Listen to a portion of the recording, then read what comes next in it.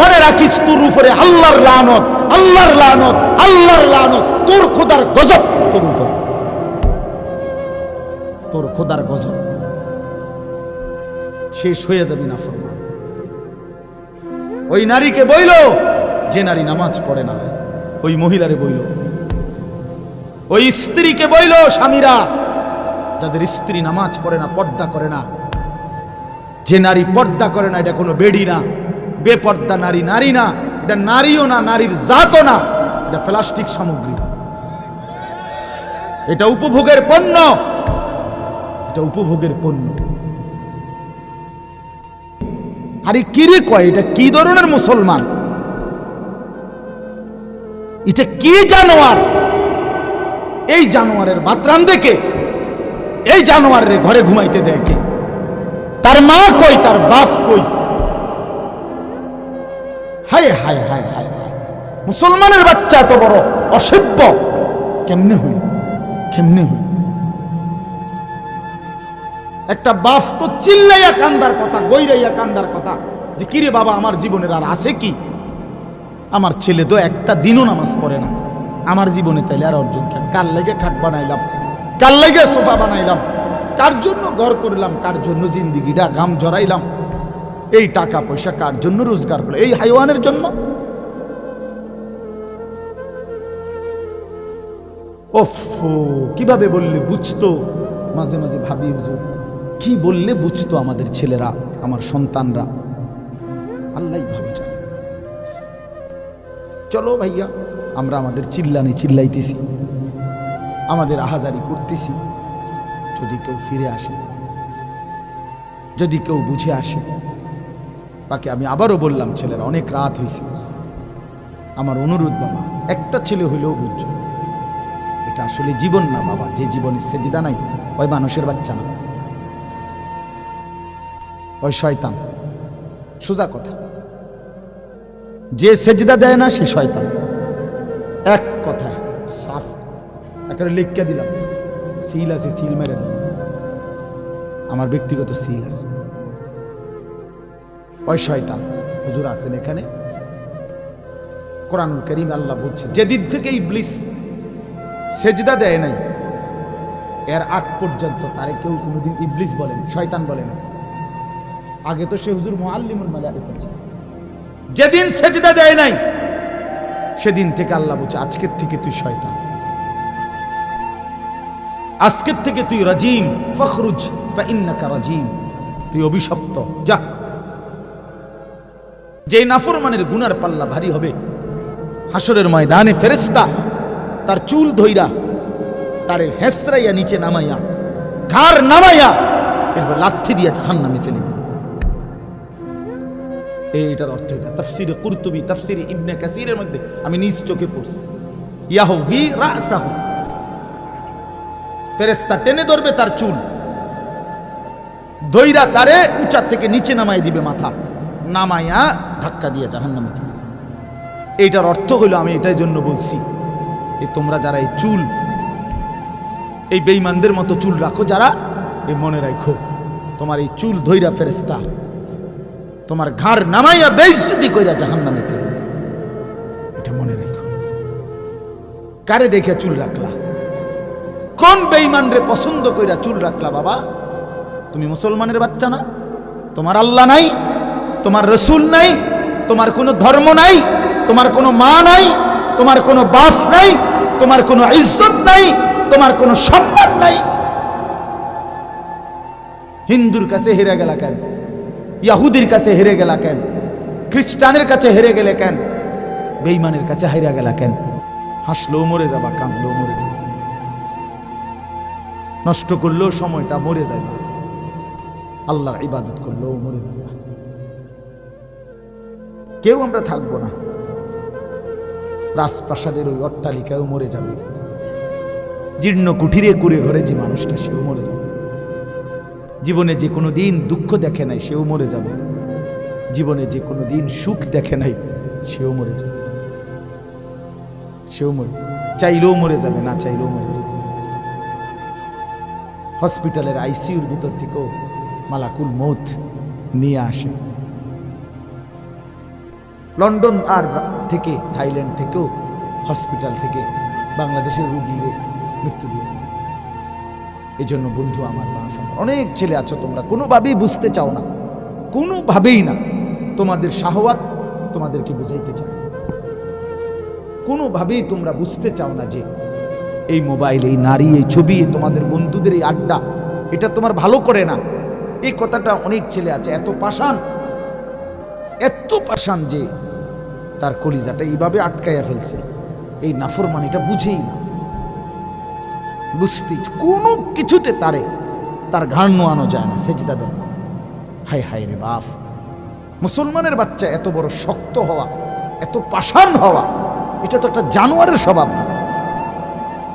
জানোয়ারও তো এত কঠিন হয় না, হাইওয়ান জানোয়ার, কুকুর বিড়ালও এত নিকৃষ্ট হয় না। মতো হুজুর আমার জিন্দিগি যদি কেউ, আমার মন চায় মাঝে মধ্যে যে মানে এটা গবেষণা করি, পিএইচডি করি এটার উপরে, যে একটা মুসলমানের বাচ্চা 365 দিনের এক বছরে কোনো দিন ফজরের নামাজ পড়ে না, এটা কিভাবে সম্ভব? আমার এটা মন চায় যে এটার উপরে একটা কি করি, বিশ্বাস করো না, এটা কিভাবে, মানে এই কেমন মানুষের বাচ্চা, এই জানোয়ার, এত বড় জানোয়ার কেমনে হইল? আরে তে এত বড় শক্ত হারামি হইল কেমনে? আমার এটা মাথার ধরে না বিশ্বাস। বহুদিন আমি কতজনের কাছে কথা বলছি যে ভাই আমার এটা বুঝে ধরে না, আমি এটা বুঝি না কথাই না। আল্লাহ বলছে ওয়া ইন্না আলাইকা লানাতা ইলা ইয়াউমিদ্দিন, ইবলিস তুই আমারে সেজদা দিলি না, আজকের থেকে নিয়ে কিয়ামত দিবস পর্যন্ত তোর উপরে আমি আল্লাহর লানত, আমি আল্লাহর লানত। এজন্য বেনামাজি মনে রাখিস, তোর উপরে আল্লাহর লানত, আল্লাহর লানত, আল্লাহর লানত, তোর খোদার গজব তোর উপরে, তোর খোদার গজব। শেষ হয়ে যাবি না ফরমান।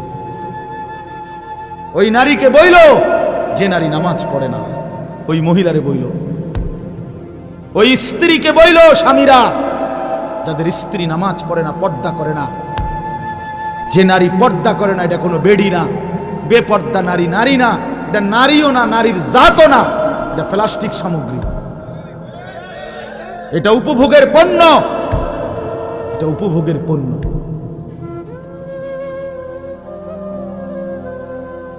কোন যুক্তিতেই ইমানদার নাফরমান সন্তান, স্ত্রী, পুত্র, পরিজন বছরের পর বছর আমার আল্লাহর নাফরমানি করে যাবে, আর আমি এই ডাকাইতের লেগা বাড়ি করমু, ঘর করমু, দোয়ান করমু, বিদেশের টিহা জমামু। বেড়ায় মুসলমান এত বেকুব হইবার কথা না, ওই বাপও বেকুব।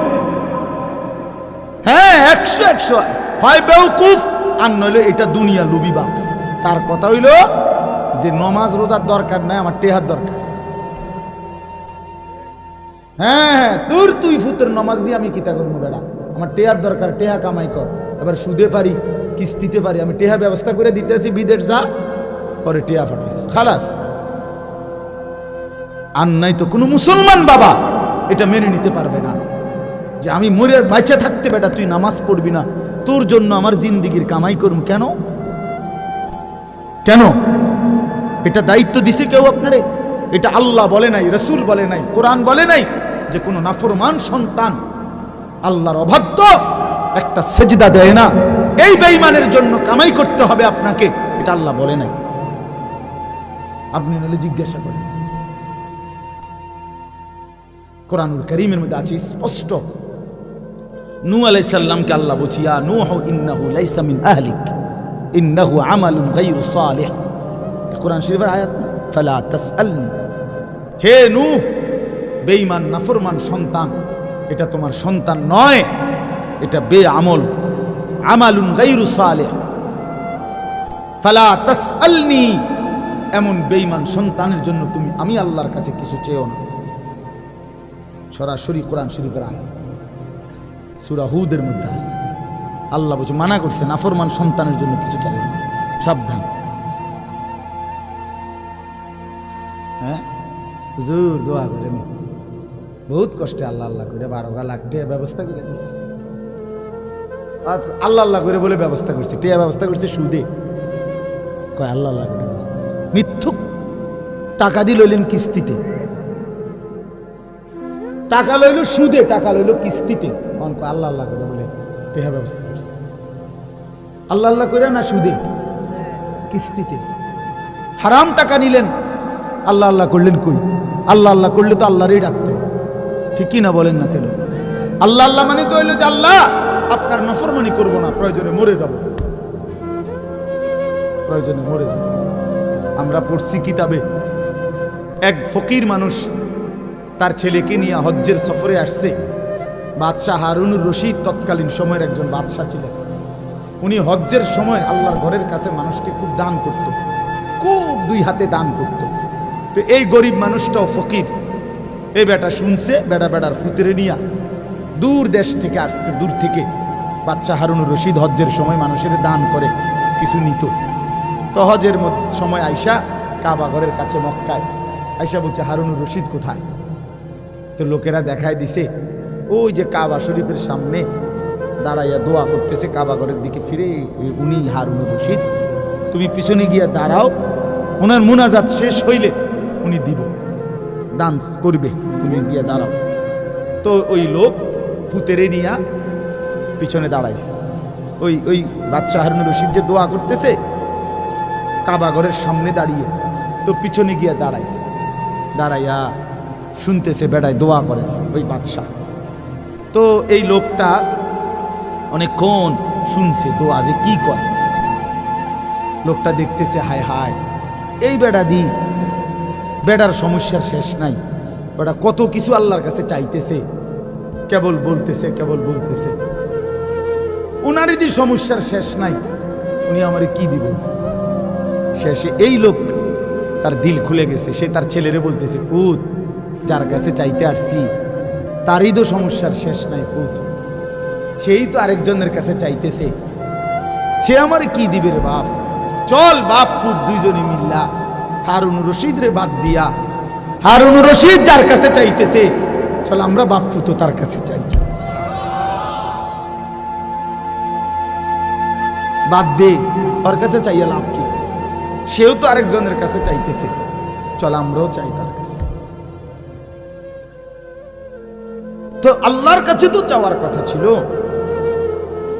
আল্লাহ আমাদেরকে মাফ করে দেন।